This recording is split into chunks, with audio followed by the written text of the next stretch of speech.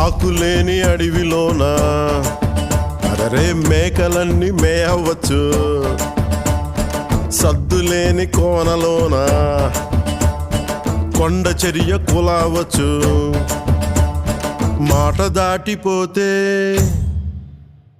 మర్మము తెలియకపోతే,